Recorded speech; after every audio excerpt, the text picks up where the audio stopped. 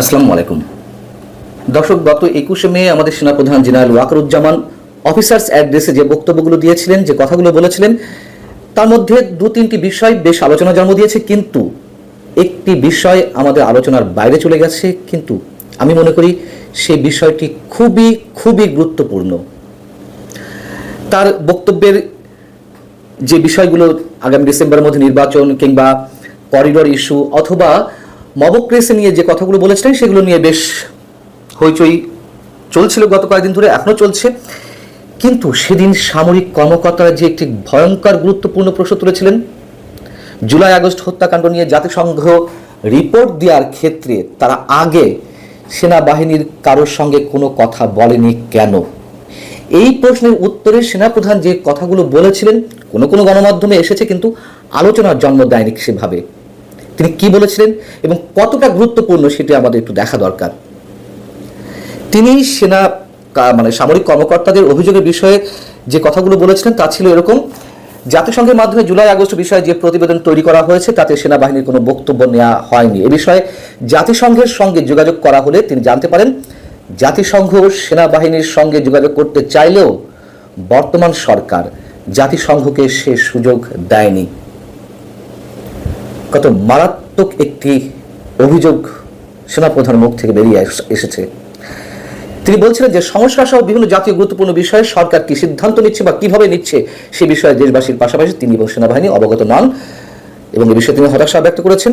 এটি নিয়ে আলোচনা হয়েছে। কিন্তু জুলাই আগস্ট হত্যাকাণ্ড নিয়ে সেনাপ্রধানের ছোট্ট এই বক্তব্যে নিঃসন্দেহে অনেক গুরুত্বপূর্ণ বিষয় জড়িয়ে রয়েছে।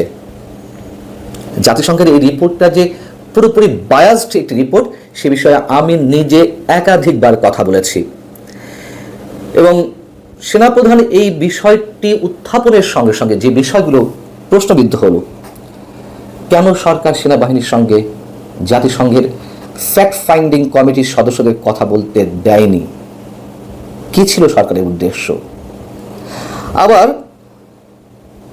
দুদিক থেকেই যদি আমরা ধরি যে সেনাপ্রধান বা সেনাবাহিনীর কর্মকর্তাদের বক্তব্য নেওয়া, তাদের ইন্টারভিউ করা, যে কোনো দিক থেকেই এটি অনেক বেশি গুরুত্বপূর্ণ ছিল। একটা হচ্ছে নিশ্চয়ই 5 আগস্টের যে অভ্যুত্থানটি কথিত সফল হলো, সেই সফলতার অন্যতম কৃতিত্ব তো সেনাবাহিনীকে দিতে হবে।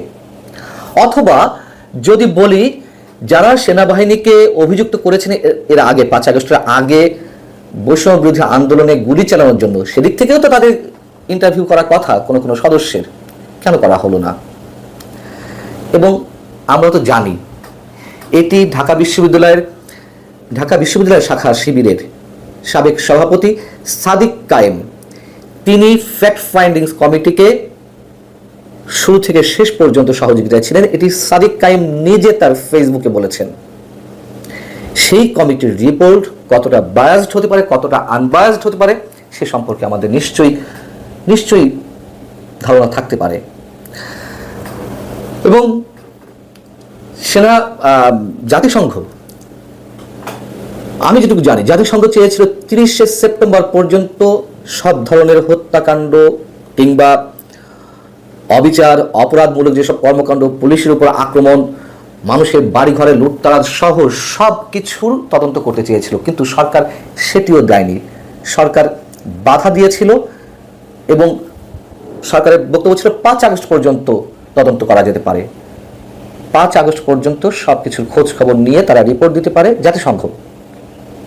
পরে এক ধরনের বার্গেনিংয়ের মাধ্যমে জাতিসংঘ 15 আগস্ট পর্যন্ত তদন্ত করবে, এটি সরকারের কাছ থেকে আদায় করে নিতে তারা সফল হলো 15 আগস্ট পর্যন্ত।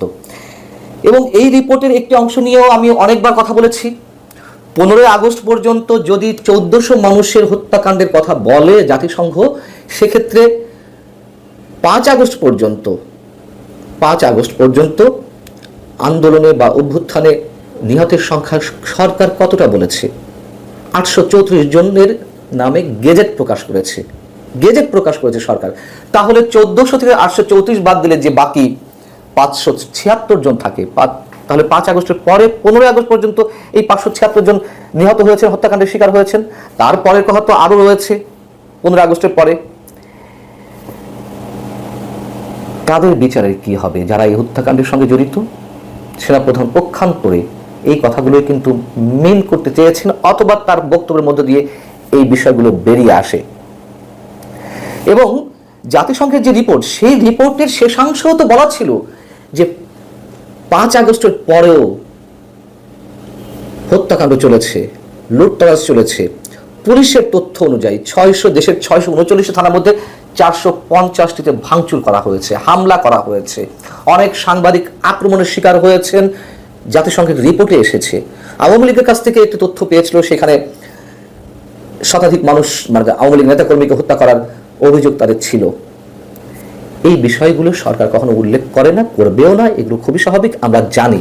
কিন্তু সরকার যে বিষয়গুলো হাইড করে যাচ্ছে, সেনাপ্রধান তার যে বক্তব্য, তার মধ্য দিয়ে আমরা অনেক কিছু ধরে নিতে পারি।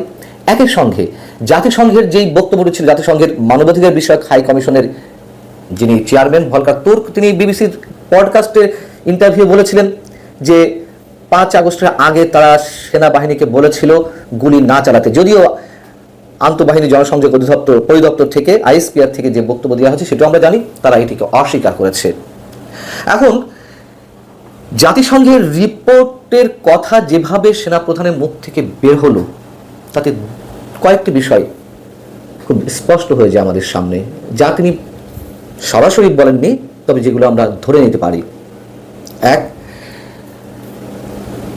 সেনাপ্রধান করিডোরে এসে বলেছেন স্বাধীনতা সার্বভৌমত্বের ক্ষেত্রে কোনো ধরনের আপোষ নয়, এবং সেনাবাহিনীর থেকে দুদিন আগে সংবাদ সম্মেলন করে ওই কথা বলা হয়েছে। আমরা ধরে নিতে পারি একটি অংশ হকসা মনে করে যে যাই হোক না কেন সেনাবাহিনীর সদস্যরা যে জাতিসংঘের শান্তি রক্ষা মিশনে যায়, সেখানে তাদের একটা স্বার্থের একটা বড় বিষয় থাকে, তাদেরকে নেওয়া বন্ধ করে দেবে জাতিসংঘে। আমরা জানি জাতিসংঘে যেভাবে ডিপ স্টেটের খেলা খেলছে যুক্তরাষ্ট্রের হয়ে, সেক্ষেত্রে সেনাবাহিনী রুখে দাঁড়ালে জাতিসংঘে, মানে শান্তিরক্ষা মিশনের সেনাবাহিনীর সদস্যদের নেওয়া বন্ধ করে দেবে। এই বিষয়টিতে আর ভীত নন সেনা সদস্যরা। সেনাপ্রধানের যে সরাসরি বক্তব্য, সেই বক্তব্যের মধ্য দিয়েই এটি বেরিয়ে আসে। এবং এই রিপোর্ট যে সেনাবাহিনীর কাছে কোনোভাবে গ্রহণযোগ্য নয়, সরকার যেখানে নিষেধ করেছে, বাধা দিয়েছে জাতিসংঘকে সেনাবাহিনীর বক্তব্য নিতে, এবং সেটি নেওয়া হয়নি। যেহেতু নেওয়া হয়নি, সেহেতু যথেষ্ট বিতর্কিত এই রিপোর্টটি, এই রিপোর্ট সেনাবাহিনীর কাছে গ্রহণযোগ্য নয়। অথচ সেই রিপোর্টকে কথায় কথায় ডক্টর ইউনূস সরকার রেফারেন্স হিসেবে ব্যবহার করে। কি জন্য ব্যবহার করে? আওয়ামী লীগের বিচার, আমরা তো সবার হত্যার বিচার চাই, প্রত্যেকটা হত্যার বিচার চাই, কিন্তু যেভাবে খণ্ডিত করা হচ্ছে এই রিপোর্টকে এবং যেভাবে ব্যবহার করা হচ্ছে, এগুলো বেশি দিন টিকবে না। সেনাপ্রধানের এই বক্তব্যটি আমাদের আলোচনায় খুব একটা আসেনি, এবং আবার বলি, নিঃসন্দেহে এটি ডিসেম্বরের মধ্যে যে নির্বাচনের দাবি তার, অথবা মবক্রেসির বিরুদ্ধে তার যে অবস্থান, স্বাধীনতা সার্বভৌমত্বের ক্ষেত্রে করিডোরের বিষয়ে তার যে অবস্থান, সেই একই জায়গা থেকে জাতিসংঘের এই রিপোর্টের বিষয়ে সেনাবাহিনীর কি অবস্থান, সেটিও স্পষ্ট হয়েছে। ভালো থাকুন সবাই, আল্লাহ হাফেজ।